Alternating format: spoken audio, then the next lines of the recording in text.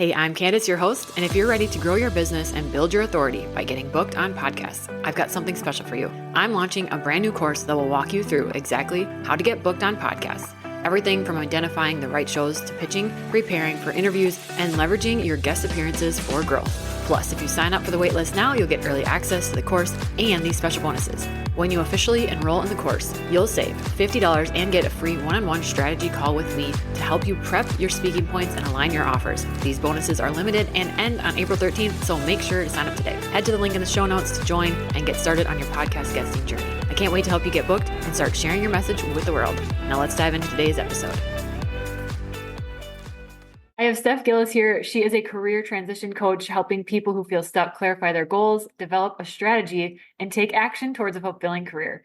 Steph had 32 jobs in 15 years, and through that experience, she really learned how to perfect the job search. When she was laid off from what she thought was her dream job in 2019, she jumped full time into business as a resume writer and career coach. She has since helped over 1,000 people develop a strategy to achieve their dream job. Welcome. Thank you for having me. 32 jobs. Tell me about that and just that process and how you got to where you are now. The thing for me was I just got bored really easily. So I would do a job. I'd be like, oh yeah, this is going to be great. And then I'd get into it and I'd master it pretty quickly. And then I'd be like, hey, now what? And so I would decide kind of what's next. And I'd look at what else was out there and try to figure out, what direction to take my career. And, I did a lot of different jobs, obviously, throughout my career. It's definitely not the recommended way to go about it, just jumping from job to job. But I've recently been diagnosed with ADHD, really big shocker on there. So sounds like you just allowed yourself to pivot and change your mind and maybe even just say, okay, I've learned what I need to learn from this job, and it's okay that I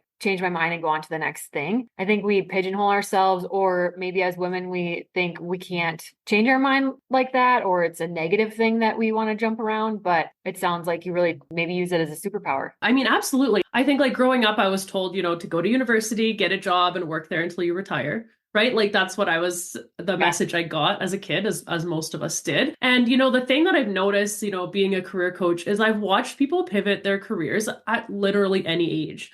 Most recently, I worked with someone who's 62 and was like, yeah, I'm done with what I was doing and I'm ready to try something new. And I was like, that is super cool. So to be able to make that transition at any stage of your life, it doesn't mean just because you went to school for one thing, you have to stay in that thing. And I think that was something that was really freeing that I learned through the career coaching space. I just really now I obviously didn't abide by that rule, but I also just have seen really successful people also not abide by that rule. And I think that's really exciting because that gives us the freedom to kind of decide what we want to do, to make changes. I've seen people jump into business and then go back to a career later in life. It really is, you can make any decision you want at any time in your life. That's just such a great message. I feel like we could end the episode right now. And if you took that away, that would be golden. There's some statistic that if you buy a new car and now you see it, you see this white car that you bought all over the place, but you never saw it before. It's almost like we think nobody else is changing their mind and nobody else is shifting careers. But like you said, once you saw it, then you saw other people doing it and you saw it more. And so it's just really, it's not true that other people aren't doing it just because we're not seeing it right now. Absolutely. And, we always hold ourselves back from things for reasons that we create in our head. Growing up for me, university was such a big deal. You had to go to university, you had to get a degree. And when I was looking for jobs, I was always like, oh, well, I just have a bachelor's degree. I don't have a master's or whatever. And I'd always play it down because I thought education was so important. And another really cool thing that I've seen is executives, CEOs and C-suite executives with literally no education section on their resume because they never went to university. They just built up their skills through on-the-job training. And that's a real thing out there. And I talk to people all the time who are like, oh, well, I don't have an education. And I'm like, it doesn't matter. You don't need the education. I mean, if you're going to apply at a university or something like that, yes, they want education. But a lot of the corporations now, they don't require that education. And they really prefer to see what you've learned on the job. Because honestly, a degree that you've done 20 years ago and some bachelor of marketing 20 years ago is really not going to be relevant today anyways. So, right. Talk about building a business after being laid off in 2019 at a job you thought was your dream job. Tell me what that was like and how did you dive into building a business after that? Definitely is not the recommended way to go about it, just like diving in full time. It was very stressful, but the company that I was working for did horse therapy. So we did therapy for youth and seniors using horses. And I loved that. I thought it was super cool. And so I decided to start two businesses because that's just the great decisions that I make. So I started a business doing this horse therapy program. And then I also started the career coach and resume writing as well. So I was doing both at the same time. And I would talk to coaches and they'd always be like, you have to pick one, you have to pick one. And I was like, nah, they're wrong. I don't have to pick one. I'm just going to do my own thing. Well, they were right. I had to pick one. And so what ended up happening was, the horse therapy business, I had some partnerships that just didn't work out. And so we ended up closing that one. And once we did that, my online business really grew a lot more. But I learned a lot from that. I learned that online business is the best because it has no overhead. I learned that really you don't necessarily have to pick a business in an area of, your passion. Yes, I love helping people find jobs and I'm very passionate about helping people land their dream job. But like this horse therapy thing was like the be all end all. I thought, I was like, this is the thing that I really want to do with my life.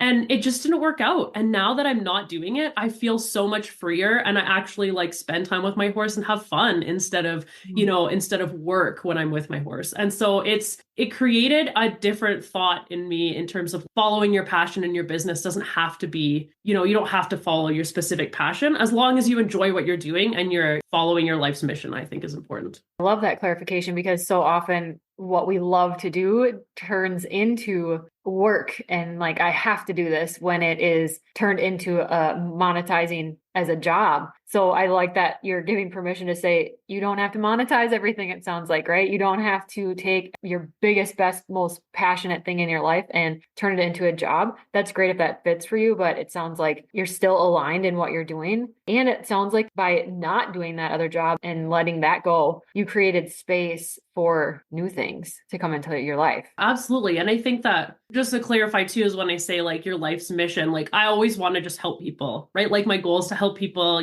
achieve the next stage of their life. And so whether it's through coaching online or working with horses, I don't think the method really matters.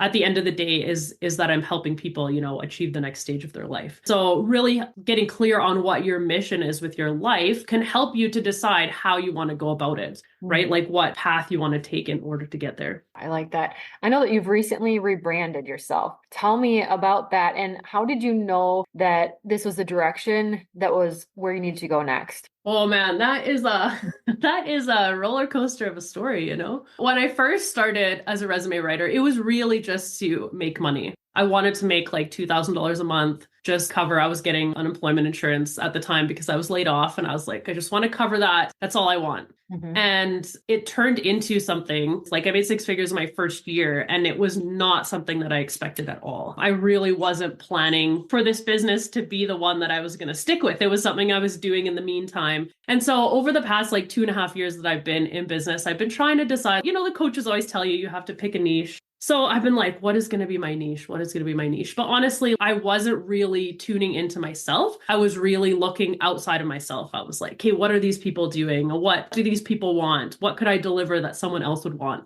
I kept picking something and it just didn't sit well. So I didn't really say anything about it. And then most recently, I've been doing a lot of like self-reflection and a lot of work on myself. I rebranded as a career coach for misfits because I just believe that so many people out there don't really believe that they belong, or they feel like they're doing something and they're not doing it in the right way. It actually was sparked by reading Dog Man with my son, who's 8. I don't know if you've ever read that book, yes, but there's like this. Yeah. I have an 8-year-old son too. Yeah, exactly. So there's like that one book, I can't remember which one it is, where they all talk about how they all feel like misfits. And I just thought that was really cool. And my son loves that. So I just went with it. I think it's definitely how I feel. I think my 32 jobs, I never really felt like I fit in. I just like to do things differently than a lot of people do. And so I want to help other people who feel the same way and want to tackle things in a little bit of a different way, but really focus on like tuning into yourself and making sure that you're your own North Star. I wonder, how can people clarify their dream job? Because I feel like that might be the $1 million question for everybody, is just what is my niche? Where do I go? What looking all around? But how do you do that with your people? That is really about taking time to be quiet with yourself. There's a whole bunch of ways. I'll share just a few of them now. But one of the big things that I do is really focus out 5 to 10 years what you want your life to look like. Because for some people, they're like, oh, I want to make a difference in my job. I worked with someone recently. I want to impact climate change in the world. Like that is what I want to do every day. And so they're going to need to look for a job in that world.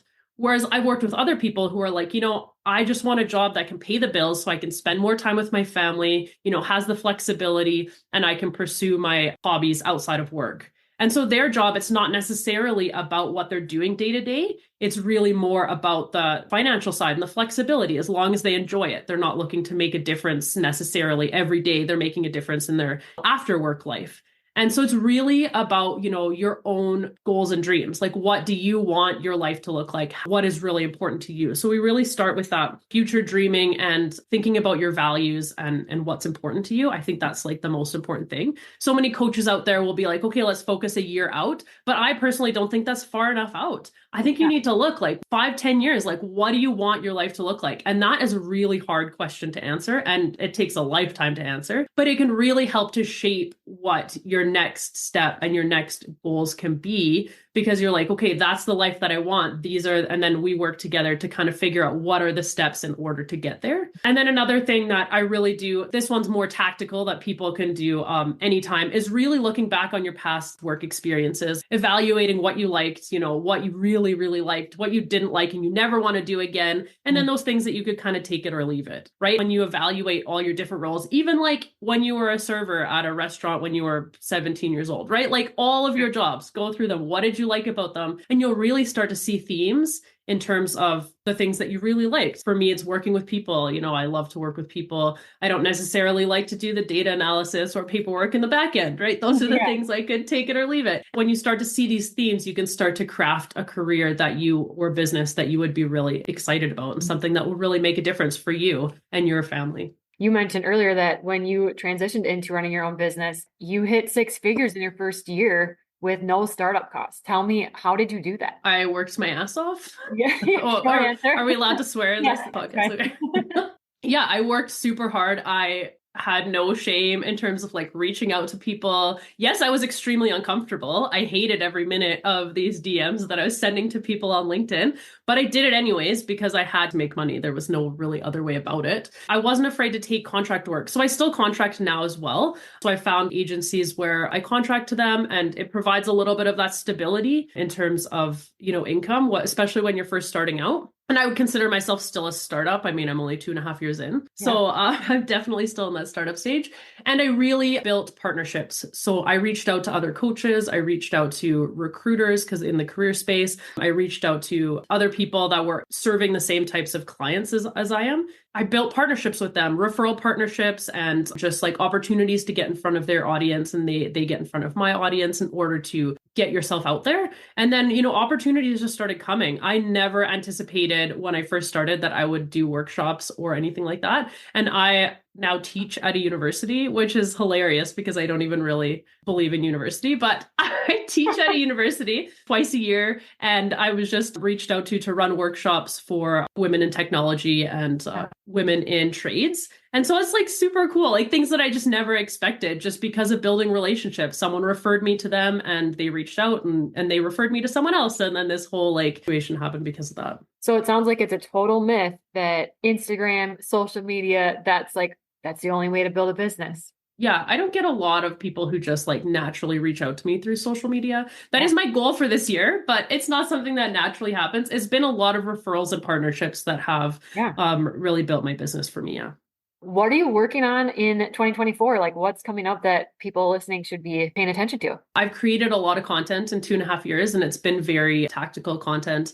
But this year, I'm really focusing on being more authentic. So if people want to get to know me and the things that I've gone through and, a little bit more about my experience, I plan to share a lot more about that, as well as clients of mine who have made really cool changes in their career. I've worked with someone who was a director at a bank and wanted to transition into a nonprofit world. And she did in like 2 months. We did it like pretty quick. And to be able to make those really cool changes is really exciting. And so I plan to share a lot more of that going forward. And my my business goal for this year is to increase sustainability. I'm not very great at marketing. So that's definitely something on my list of things to learn. Yeah. So I have one more question, but before that, since we're on the topic, why don't you share, where can someone connect with you? Where can they find you? How could they work with you? I hang out mostly on LinkedIn. I occasionally post to Instagram. My Instagram is Destination Dream Job. My LinkedIn is just my name, Steph Gillies. I have a website as well that talks about my packages, but LinkedIn is really the place to hang out. If you are in business, it is the place where most decision makers are. So if you're not on LinkedIn, you're doing your business a disservice. Just a little LinkedIn plug. I'm not sponsored by LinkedIn. I just love LinkedIn. Oh, good. I'll link all that in the show notes. So my last question I like to leave everyone with is, what message would you like the listeners to take away today? You can pursue your dreams at any age, at any time. If I can be someone who is in business and succeeding with my background and, the things that I've been through, I think that anyone can. It really is just getting out there and taking the steps every day to grow your business or to pursue your next level in your career. And I think that if you need a push to get going, this should be your push and you should get started today. Even if you do one small thing every day, I have a friend who has 3 small kids at home. And she's still, very sporadic, but a few times a week, she still does things to grow her business and to make a difference. And it might be a little slower because, her kids are small, but when her kids are all in school, then she's going to have a business to fall back on. And so anyone can do it if you put your mind to it. Amen. And I know you have a free resume template resource for us. Tell us about that. So if you go to my website, you can download a free resume template. So if you're looking for a job or, speaking opportunities or contract work, if you're in business, that you need a good resume. And so you can download an example of one on my website so you can see what a good resume looks like and use it as a template as well. Perfect. Thank you again for being on. And I will link everything that we mentioned in the show notes for the listeners. Perfect. Thank you so much. Thanks for tuning in. If you're ready for podcast mentoring, whether it's setup, editing, planning, or guesting, you can book a one-on-one call with me through the link in the show notes. I hope you feel seen, inspired, and like your dreams and goals are completely valid, because they are. See you next Tuesday.